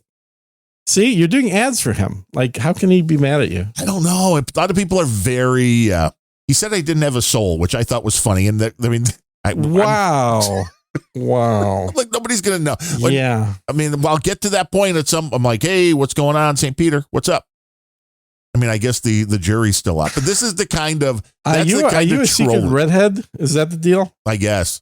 I'm Irish, but I've never had any of the red hair. Mm-hmm.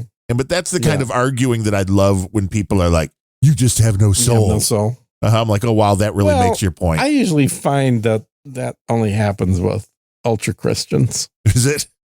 They tell you or you tell them? Yeah. No, they tell me because that's not really an insult to me. I mean, like, yeah, and neither do you. You're like, fine. Yes. That's your point. None of us have souls. Not a thing. Doesn't exist. We're going around and around like that. Once the lights go out, we're all gone, buddy. We're all just floating around. Yeah. I mean, it depends. If you want to have immortality, then all you got to do is think of yourselves as being made of the constituent parts of atoms, because those are immortal and you are made of them. So therefore, by definition, you are immortal. Just don't expect to, wear a robe and have little wings. Or have any consciousness whatsoever. Well, that's questionable for a lot of people right now anyway. You will be in the universe. And Speedy Bubble also sent in 5,000. Before the show, he said, I don't even like shawarma, and now I want it. Stop talking about food. I saw that message. I saw that. Yeah. And we didn't talk about food at all today. Oh, we can. You're like, we got 25 more minutes or so. We got food talk with Sir Gene. I was going to mention something about food. I forgot what it was, though. Let me think of was your, when you ordered the naan and all that for your meal last time, was that as delicious as it sounded? It was pretty good. Yeah. It's from a place that I liked to go to when I drove around to different restaurants and stuff. I mean, back when you left the house, when you could still fit through the front door, right? Yeah. That's right. So it is a pretty good Indian place. I'm actually still surprised at the number of places that survived COVID, because I don't understand how they survived COVID, because these are all places that used to just have, lunch buffets. All right. And how do you pay your bills? Maybe they just didn't pay rent for years. Maybe. And they're just like, nope. Yeah.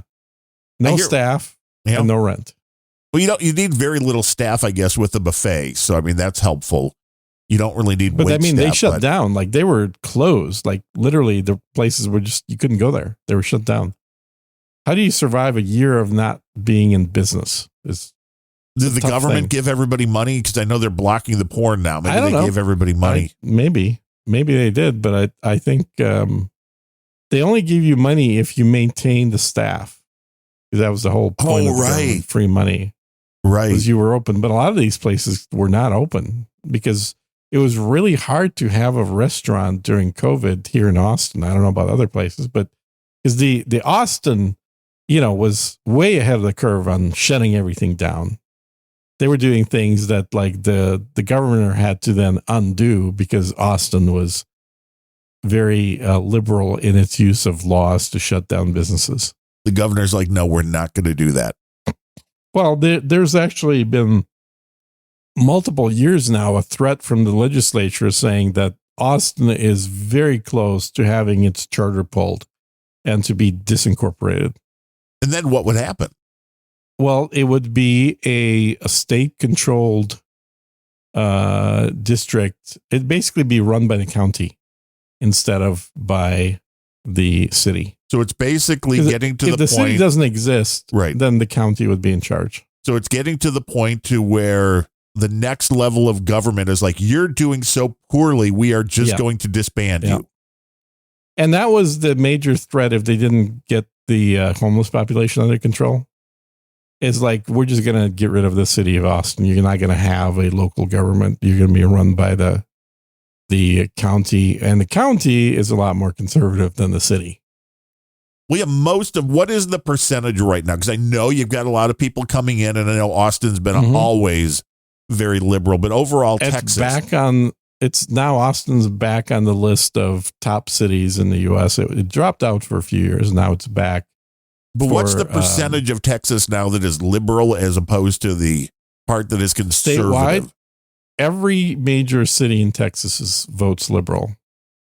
I mean, I poke more fun at Austin because Austin is the liberalist of all of them. But it used to be that Austin, like I moved here 15 years ago almost, and the what I always described Austin as when I first moved here was it's hippies with guns.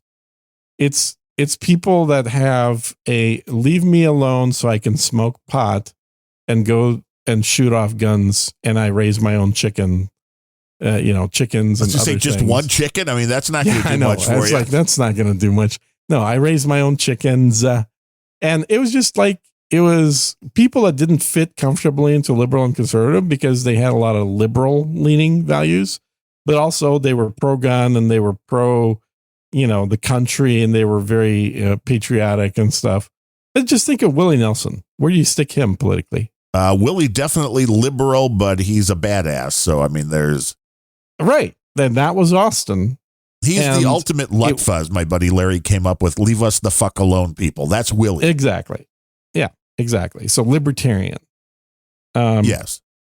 And Austin has, from that, morphed into really a suburb of Silicon Valley, to where the way I describe it now is, if you want to imagine or picture what a typical Austin looks like, think of a 27-year-old developer, dude named Ben, making about $250,000 a year at that age, owning a Tesla because that's what all his friends own. We got to, but never actually driving it and having it always sit in the garage because everybody always takes an Uber.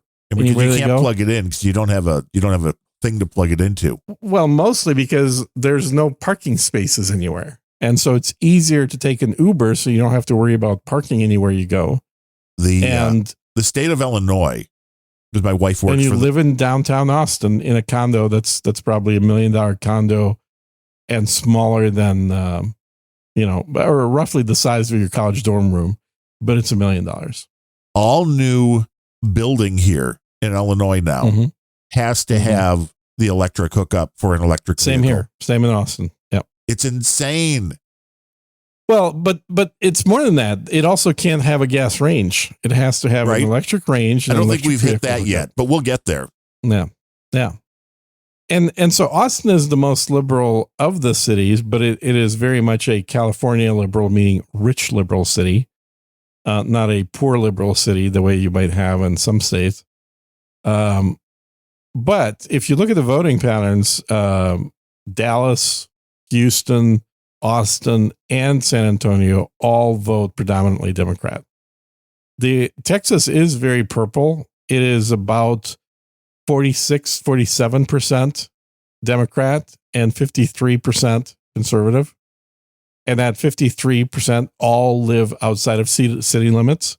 And you better hope they continue to have the numbers, man. That's close. And you hope, and you kind of hope that, and that's why I've really started more thinking of like, how do we get the liberals to leave? And I think we do that by passing more laws that restrict access to abortion and restrict access to pornography. So I'm for all these things for a very different purpose, I think, than what other people think they were created for. I mainly look at these laws as how do we get the Californians to leave? Right. You're like, I like living here. I don't want it to be turned into the shithole that it's about to be turned into. Well, and it's been in the process of. Oh, yeah. But a lot of things like, I've sent you photos of food prices in the past. Oh, it's insane. What have you noticed about food prices in Austin? They're about twice of what they are here. Although I noticed the place that my mom shops, the local jewel store, is usually about the same price, where the place we shop, which is like 2 minutes further down the road, there's one cheaper. Of the, way cheaper. Yeah. Way cheaper. I mean, this is insane. And the places, I'm showing you HEB prices, which is like the normal grocery store here, not either Whole Foods or Central Market, where the prices would be even significantly higher.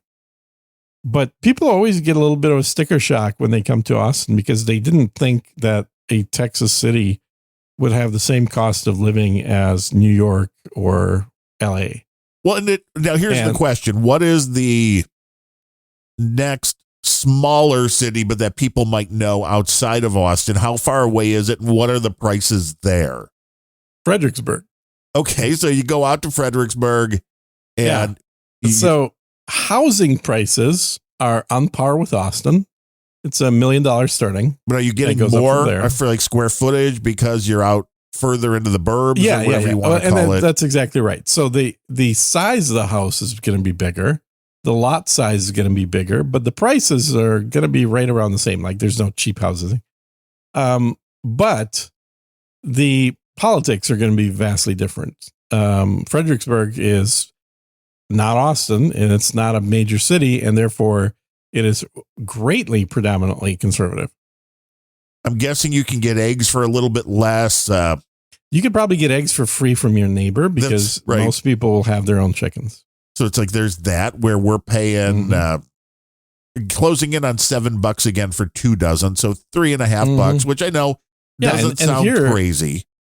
$7 a dozen is totally normal. Well, because you like the organic, the chickens that I like the free range organic ones. Yeah. I like the chickens to have access to the internet, and that costs money. You only like the chickens that can beat you at tic-tac-toe. Otherwise, you're like, your eggs are not going to be any good. Hey, man, gotta have smart chicken eggs. It's got to be too close to home, man. And then it all depends what they feed them. I mean, I watched a guy do a whole thing on the eggs. And he's got an interesting YouTube channel, and he goes through, and the only things I've watched so far of his were eggs and chicken breasts when it comes to the cheapest to the most expensive.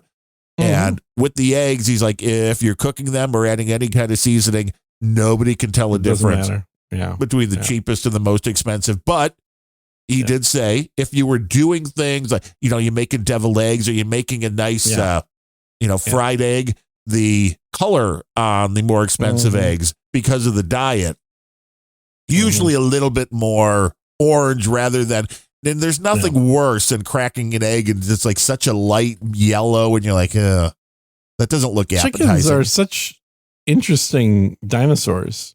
Yeah. Because they're kind of like, they act like herbivores, but they're actually not. They're omnivores. They'll eat everything. Whatever you throw out there, they're going. Well, but even like think of chicken, like chickens existed before people, right? This is not something that we made. So they kind of take up the role of a scavenger and an omnivore, but they act very much like herd animals, like, herbivores. And the reason that they lay so many eggs is because they have very little defense mechanism. And so they could be constantly getting wiped out and losing a whole bunch of the flock. So they just want to have more and more and more kids. Yeah. A chicken, like any normal, healthy, like year-old chicken is, at any given time, it has 6 eggs that it is working on at the same time. And they're all in different stages of growth. So when it poops out a new egg, and it is technically accurate to say poops out an egg because they have a cloaca. So it's a single hole that everything comes out of. You're just trying to make those omelets seem more appetizing, aren't you? Yeah, pretty much. They're kind of like rats in a sense, or like cockroaches, in that their solution to survival is just having a whole bunch of babies. So many with the jokes assumption that, that a lot of them, with a lot of them that are going to be eaten. Yeah, I mean, if you're racist, sure. I didn't say I was going towards a human thing. I know what you were thinking. Either. Right. I know what you were thinking. That's why I said it. Just saying, you're going to get wiped out. Got to keep on procreating. Mm-hmm. Exactly. So the fact that humans only have generally a couple of kids at a time, and even less these days, that basically says that evolutionarily we've actually not been particularly scared of danger of getting attacked by other animals. When you're kind of like, you know what? I don't want to bring kids into a world that's as screwed up as it is now. Well, I've certainly said that while I was married, and hence no kids. Nobody's going to inherit those billions of dollars you've made selling ponchos. I kept waiting. Yeah, exactly. I kept waiting for the world to get better to have kids. It's going in the wrong direction. The Poncho King of Austin. Yeah. So what the hell was I going to talk about food? Because there was something I had recently. You had some food recently. I did. You can all check I'm that trying off. to remember what was it that I was eating. It was so memorable you can't remember. I know. Well, I just thought last night, I'm like, oh, I got a few topics I want to bring up, and then for food, we talk about this. And this then morning I made a nice avocado omelet. Oh, food was. Just so delightful. Oh, nice. I would probably not mix the two, but do you froth the avocado in with the eggs, or what do you do? Well, I've done that with in a pinch. Just when you got some guac, you can froth that in. Otherwise, just like cubed avocado as an ingredient. Oh, like as a vegetable in the omelet. Correct. I see.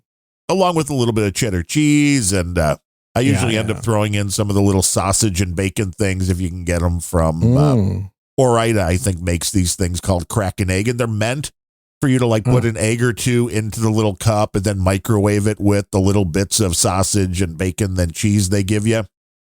But there's enough in there for, if you're going to make even a 6-egg omelet, to use that as the ingredients. More than enough. And it's like $2, and I know you're probably overpaying, but it's ready to go. Little pieces of sausage and bacon and cheese, and you just throw them on in. You couldn't just buy those separately? I mean, I could, but then you'd have to do the work, and then you'd have to put them in little baggies and have them ready for when you want them in the morning. I mean, this is a very well-oiled machine in the morning. I know what I was going to mention. I've remembered what I was going to mention about food. Good. Otherwise, I was going to have to send a B12 shot over for you. Right.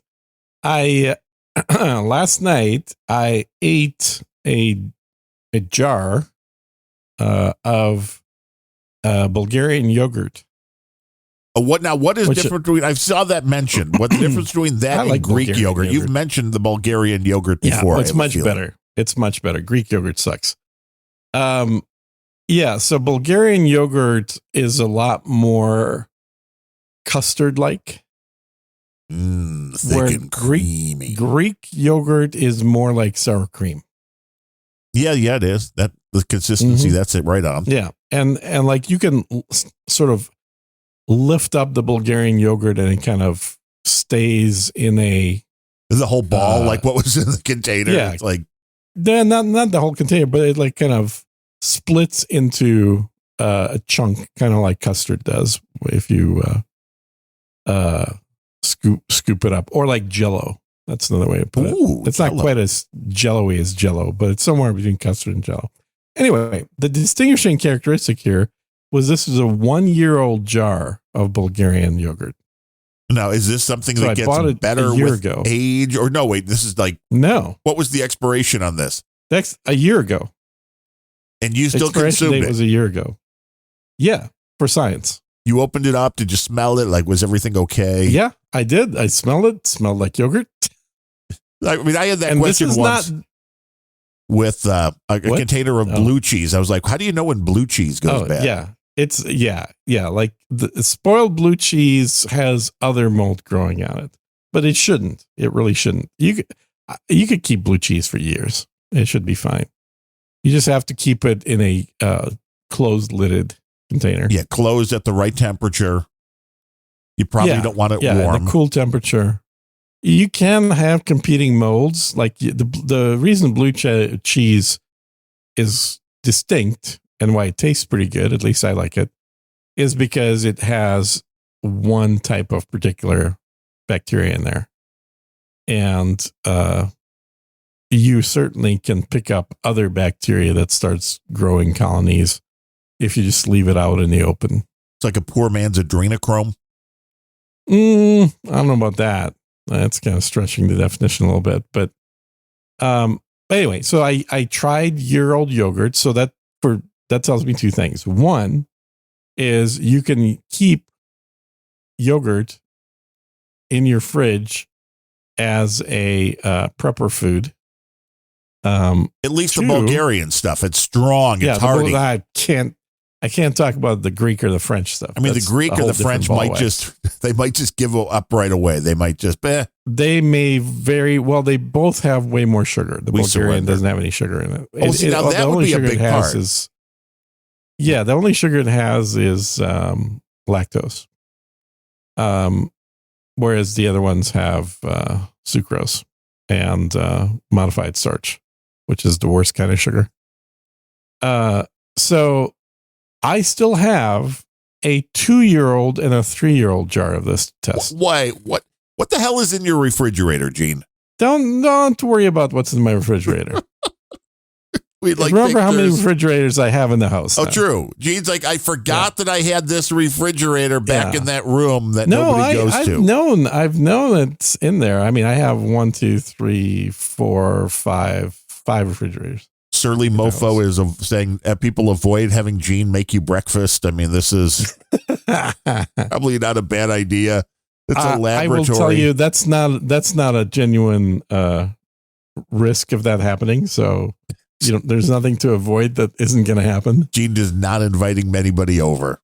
I don't recall making breakfast for anyone in like 30 years. Wow. Yeah. It also explains why you're not married anymore. Well, I was for a chunk of that time, but did you ever make breakfast? I don't mind other people making breakfast for me. I don't eat breakfast, so it'd be silly for me to make breakfast. I see. He's usually just sliding out of the pod at that point. Mm-hmm.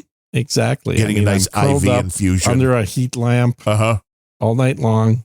IV infusion ready to go for the day. Yeah, I get a subdermal every day. What else do you need to live? I saw a clip of Kevin James, the comedian, King of Queens. Yeah, on Joe Rogan. Yeah, did you see that?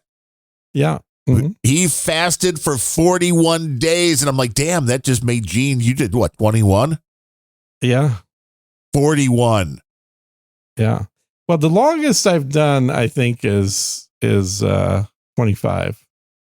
But I also take this with a grain of salt, because I know when I say the word fast, what I mean is the only thing that goes into my mouth is water.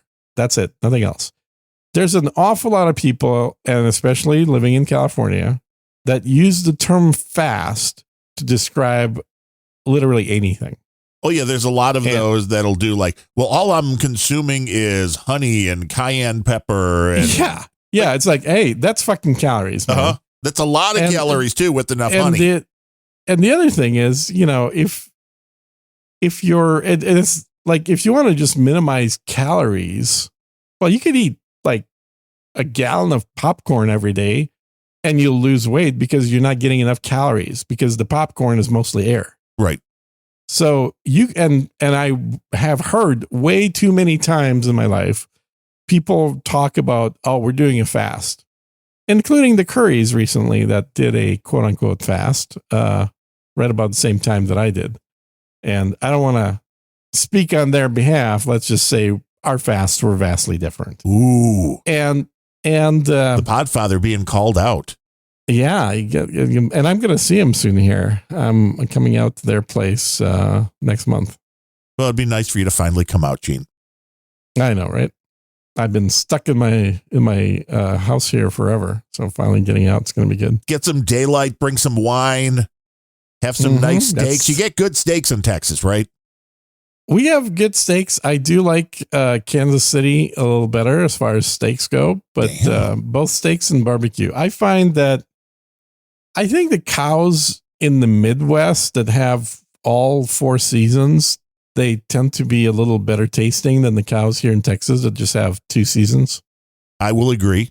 There's you can buy the particularly not brand of steak, but the grade of steak here from the One Meat Company, which is the Chicago 250, which means it was raised within 250 miles of Chicago, which means it got all those seasons and, maybe got shot a few times, and that makes for better steak. A few times, exactly. That makes for way better steak. I don't know that Chicago's known for steak because it was the slaughterhouse capital of the United States. The back of the yards. The cows from everywhere else. That's the neighborhood my parents grew up in, the back of the yards. Oh, really? Yeah. Yeah, the yards. Yeah. It's a nasty thing. I went to the slaughterhouse in St. Paul a number of times, and it just makes me queasy. It's like the permeation of death is still hanging in the air all those years later. This from a guy who eats year-old yogurt. Yeah. I think the guys that live the longest in the world, they eat year-old yogurt.